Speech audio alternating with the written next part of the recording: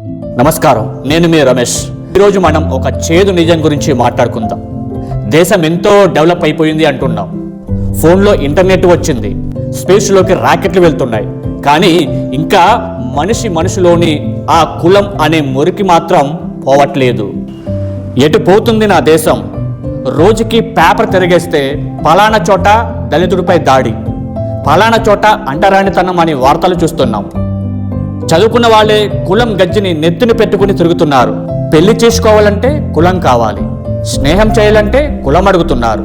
చివరికి చనిపోయాక కాటికి వెళ్ళడానికి కూడా కులం అడ్డు వస్తోంది. ఇదా మనం కోరుకున్న స్వతంత్ర భారతం? బాబాసాహెబ్ అంబేద్కర్ గారు రాజ్యాంగం రాసింది అందరూ సమానంగా ఉండాలని. అందరికీ ఒకే ఓటు హక్కు ఉన్నప్పుడు గౌరవం మాత్రం ఎందుకు వేరువేరుగా ఉండాలి? మనిషిని మనిషిగా చూడలేని చదువెందుకు? ఆ సంస్కారం లేని బతికెందుకు? మనం మారితేనే మన దేశం మారుతుంది. గుర్తుపెట్టుకోండి, కులం అనేది ఒక అడ్డుగోడ లాంటిది. అది మనల్ని విడదీస్తుంది తప్ప ఎప్పటికీ కలపదు. మనం భారతీయులం, మనుషులం, అది చాలు మనకు గుర్తింపుగా.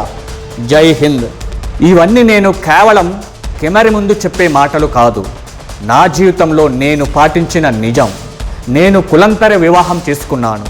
కులం చూసి కాదు, గుణం చూసి, మనిషిని చూసి ప్రేమించాను. ఆ గోడలన్నీ దాటి బయటికి వస్తేనే అసలైన స్వేచ్ఛ అంటే ఏంటో నాకు తెలిసింది. మార్పు మన ఇంటి నుండే మొదలవ్వాలి. అది నా దగ్గరే మొదలైంది. మరి మీరు సిద్ధమేనా?